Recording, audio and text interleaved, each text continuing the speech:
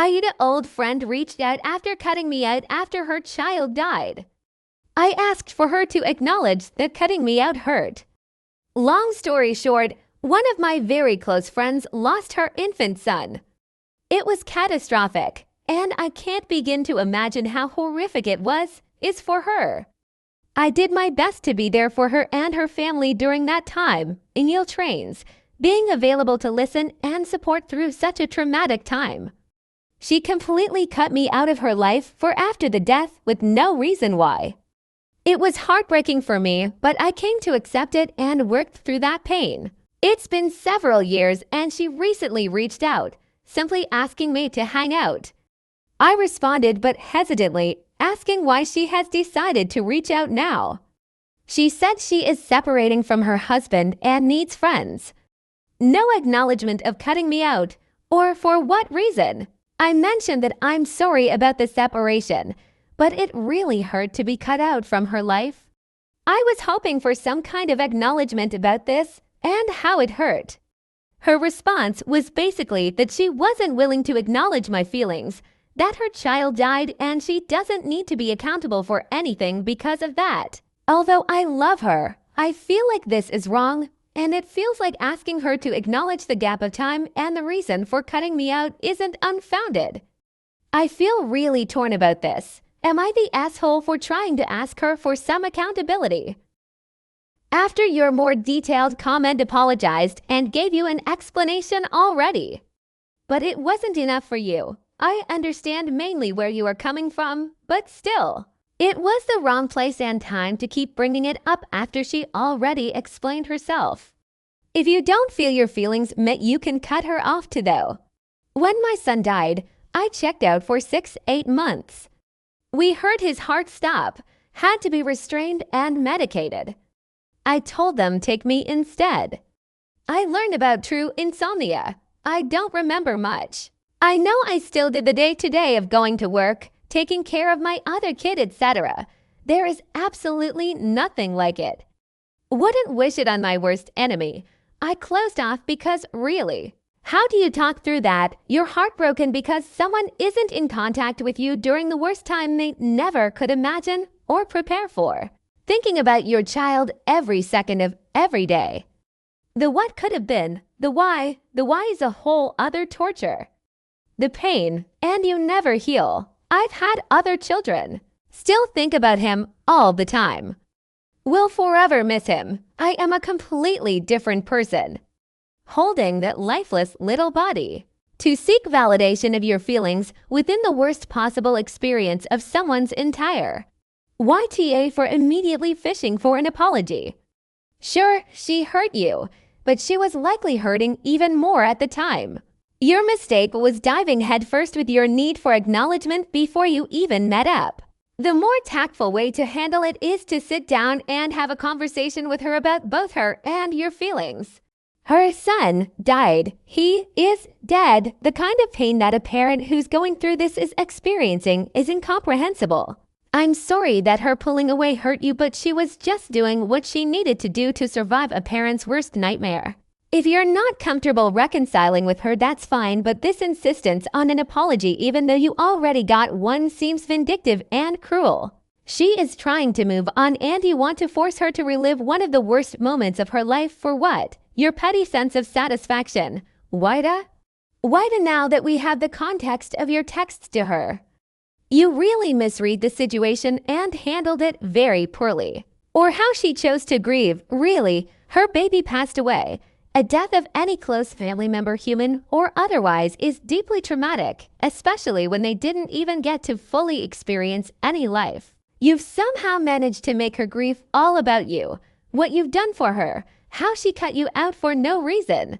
Meanwhile, your friend probably wishes she got to go with her baby in every sense of the world, but nope, it's all about OPS feelings. How self-centered can you be? The woman went through one of the worst traumas a person can go through, and you want her to apologize to you for it. If you and your friend were in an accident together and she was paralyzed, and you bump your head, would you need her to acknowledge your lost her child? It hurts more than your little butt hurt. Sometimes terrible things happen and it changes us forever. Friendships get thrown into the mix of things that change. I understand being hurt, and I understand you moving on. Give and take support on this instance, and while what your friend went through is about the most painful thing in life, she missed a lot of things in yours, moments when you also needed a friend. But you are not owed an apology, as you both did what you needed to do to carry on with life. But now she's just reaching out because she needs support again, making this a bilateral kind of friendship, where you give and she takes. Remember that just because she called, you don't have to answer. You don't owe her anything. Oof, you make me sick to my YTA woman lost her child, her baby, and you're just worried about your poor little self's feelings. Grow TF up. She literally explained that she was no longer the same person after her son died, and you're still harping on the fact that you're hurt because she abandoned you. Do you want her to fall down on her knees and beg for forgiveness? Thankfully, you're doing her a favor for removing your poisonous self from her life. She doesn't need even more trash in it. You posted onto diff subs to look for sympathy, but that's the last thing you deserve. Timing is what did it for me. She cut you out years ago following a traumatic event, and she didn't think to reach out until another bad thing happened. She wants you to be her emotional tampon without acknowledging what she did to you in the past.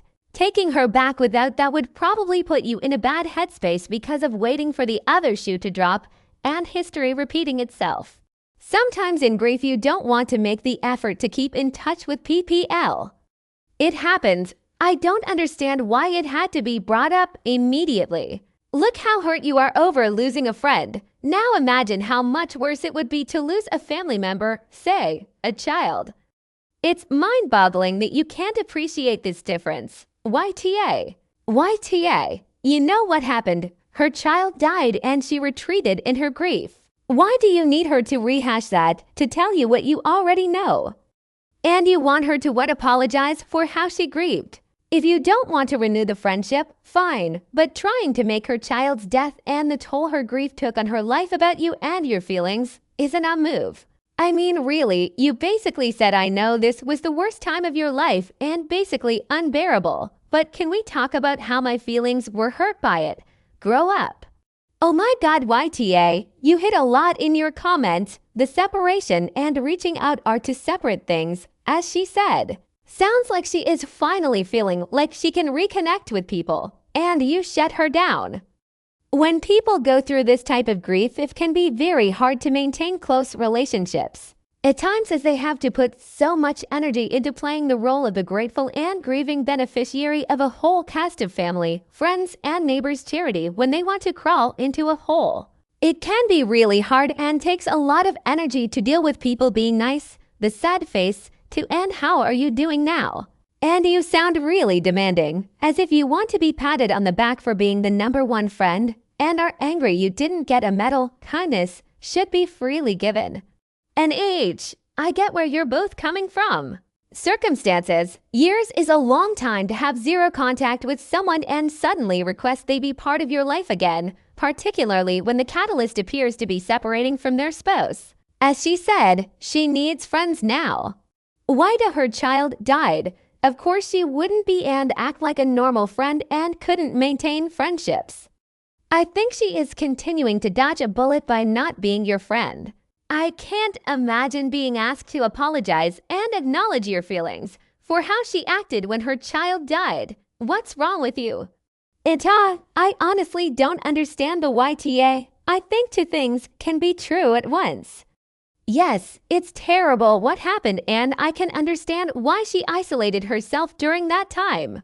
Her infant son died and there was a lot of trauma and grief, and now even more with the separation.